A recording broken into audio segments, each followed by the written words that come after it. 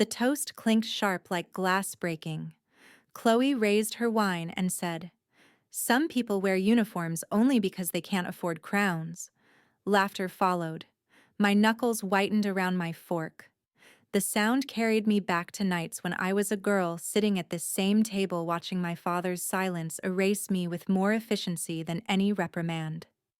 His silence became a tool, a kind of dismissal that smothered me until I learned not to speak. Tonight, Chloe's cruelty pressed the same bruise, but I knew better now. Silence was no longer only weakness, it could be sharpened into something far more precise. Rivera's voice still lived inside me, a whisper from years past. Silence is a weapon when you know when to unsheath it.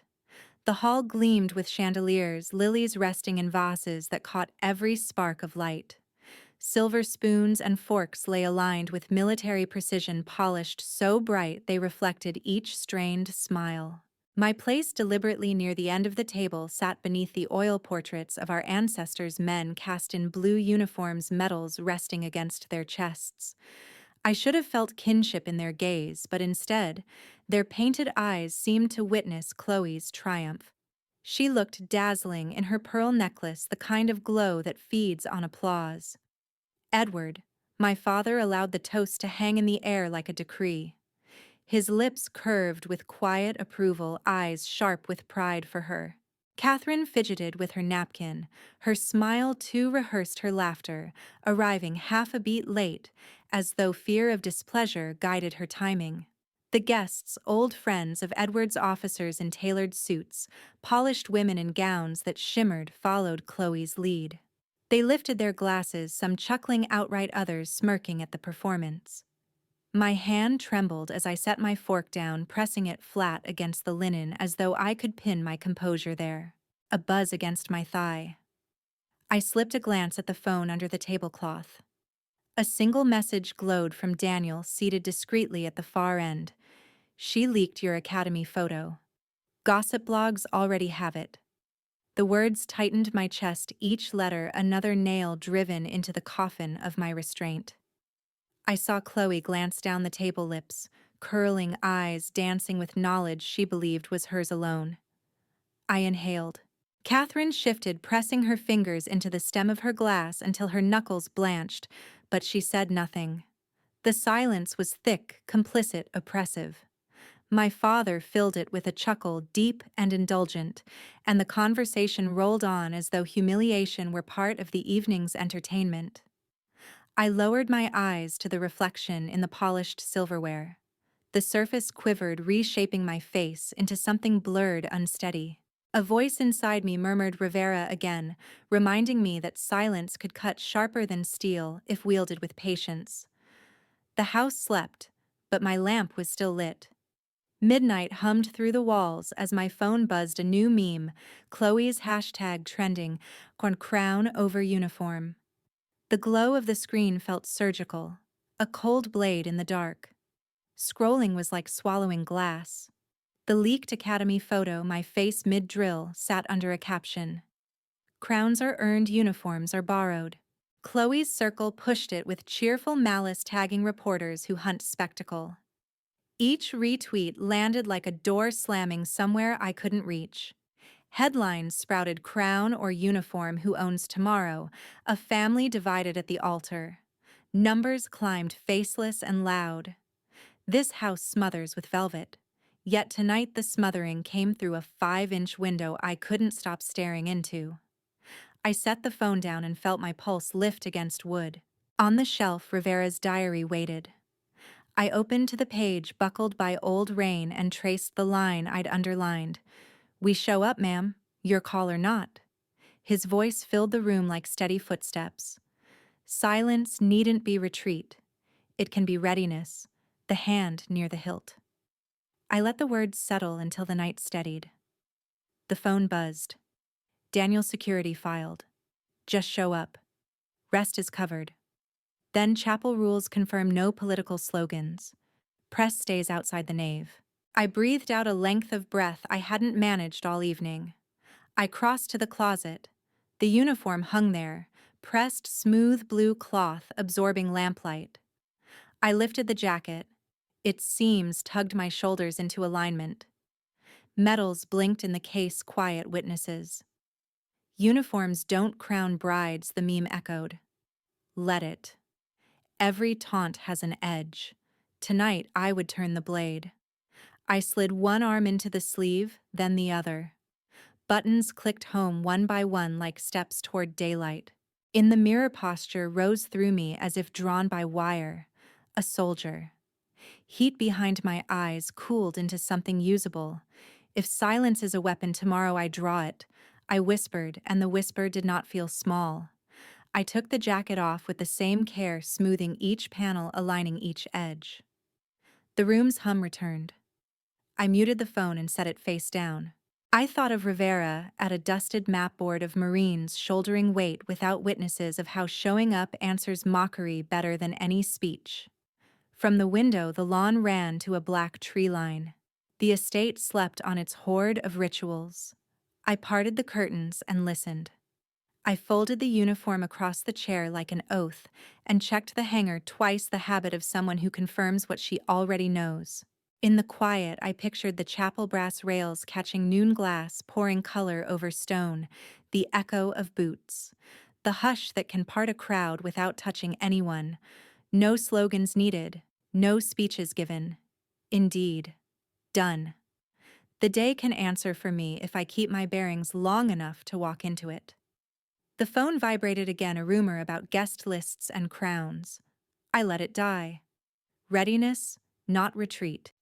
I touched the diary's spine, felt the ridge of the underlined words, and closed the cover on the night. I fold the uniform neatly on the chair, turns off the lamp. Outside, faint headlights sweep across the estate driveway, Chloe returning from a late-night meeting with the blogger. The war lines are drawn. The chapel bells tolled crisp against the summer air.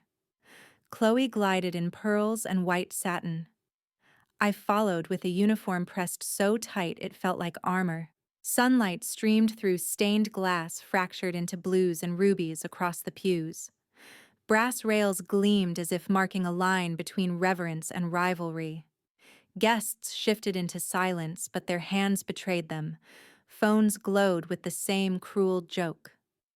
Crown over uniform flickered on their screens as though mockery itself had been invited to sit among us. A low whisper cut the organ's swell. Did you see borrowed valor at a wedding? Laughter was smothered into polite coughs. The chapel air carried both incense and unease, two scents that never quite blended. Chloe moved down the aisle as though the floor had been paved only for her. Cameras clicked from the shadows, careful but unstoppable. She angled her chin to catch them all, pearls flashing like they too had been rehearsed. Rivera's line from the diary echoed in my ribs. "We show up, ma'am." It did not soothe, it commanded. My posture tightened, each step deliberate, my silence sharpened to something harder than glass. A ripple followed me, the kind of hush that divides a room. Some faces hardened, others softened in surprise, but all eyes landed on the pressed fabric across my shoulders. Father's jaw tightened. He leaned forward, voice low enough to bruise without drawing blood. Why humiliate us now? The word "us" landed heavy, as though my presence were treason. Mother kept her eyes fixed on the light hands clasped so tightly her knuckles paled. She nearly reached for me, then stopped, hiding her hesitation behind a painted stillness.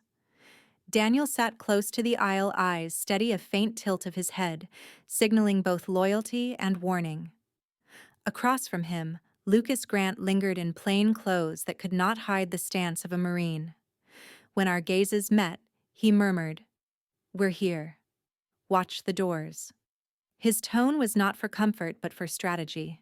At the altar, Chloe turned bouquet, trembling with the rhythm of her practiced smile. "This is my day," she whispered, lips curved like a blade. "You're only a prop in it." I did not answer. Props speak only when the scene demands it. The minister cleared his throat, the organ softened, and the chapel steadied into ceremony. "Beloved," he began, voice rising into the arches. But the congregation's devotion bent toward their devices. Murmurs spread, paparazzi gathering at the gates, rumors of a military convoy near the yard. Chloe's smirk deepened, certain all the spectacle belonged to her. My uniform's weight steadied me. Sunlight shifted, gilding the brass rails like lines on a map. The air tightened around the pews, filled with breathless speculation. A child whispered, "She looks brave." His mother hushed him quickly, as though the word might cost too much if spoken aloud. Father adjusted his cufflinks, disguising unease as poise. Mother's lashes fluttered. She kept her silence, but her grip on the clutch betrayed her pulse. Chloe basked in the rising tide of whispers, sure the rumor was her coronation. The minister spoke of vows of oaths that must outlast applause. His words clung to me more than the crowd words about endurance rather than spectacle. Phones dimmed, then lit again, each glow a reminder of the battlefield Chloe had chosen. Daniel's gaze flicked toward me, then back to the doors, measuring the room like a soldier mapping terrain. I let the silence between lines steady my breath. The plan was simple: patience, presence, timing. Chloe's gown caught the light like fire, but mine was the fabric that endured drill floors, rain, and command. In that tension, in that quiet, I found clarity sharper than anger. Doors creak, polished boots step into the chapel. Shadows lengthen. Guests turn. Chloe's smile falters. If you've walked beside me this far, stay with me for what comes next. Subscribe and let the story carry you into the moment when silence finally turns the tables. The organ silenced, and in its place came the sound of synchronized boots. 30 Marines entering the chapel in dress blues. The shift was instantaneous, like the air itself had been cut open. Conversations died. Even the glassy-eyed guests who moments before were still chuckling at Chloe's clever hashtags now froze, transfixed by the rhythm of authority echoing down the aisle. Rivera's diary had promised, "We show up." Now it was no longer words on a yellowed page, but living flesh and polished brass buttons, 30 pairs of shoulders aligned into a single wall of dignity. They moved as though the very floor of the chapel belonged to them, each step pounding like a drumbeat against Chloe's fragile spectacle. Chloe's smile flickered. Her pearls seemed to weigh heavier against her collarbone, her satin gown suddenly too thin. For the first time since last night's dinner, the room was not orbiting her. I did not need to move or speak or claim attention. It arrived, carried by the cadence of boots that filled the sacred space with a reverence no crown could command. They marched to the front row, the formation splitting with mathematical precision. At the head, a voice rose, firm and unyielding: "General on deck." The command cracked like a thunderclap through the nave. Instinct carried the rest. Every officer, every cadet, even the socialites who had never saluted a day in their lives, rose to their feet. In one wave, the chapel stood.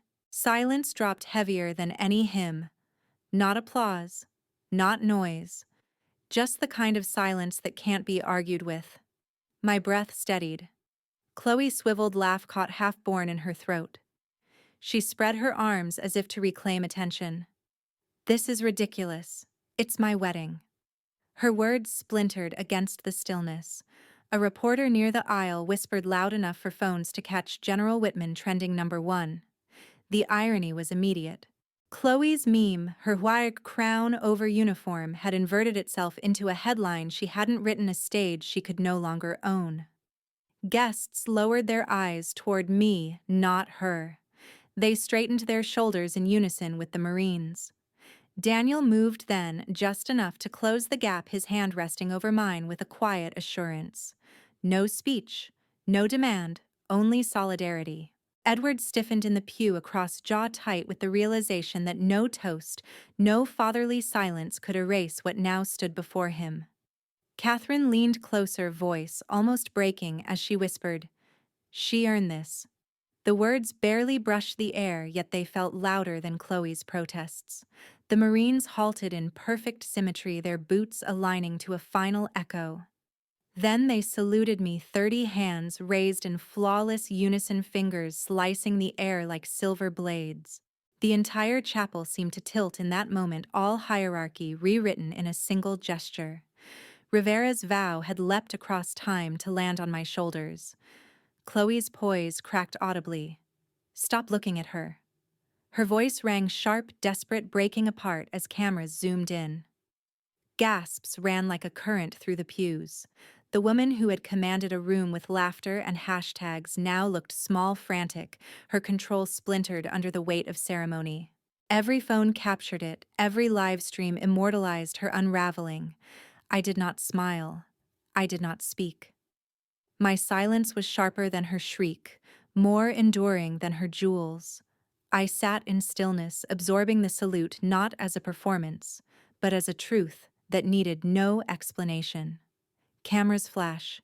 Headlines post in real time, Admiral on deck, bride overshadowed.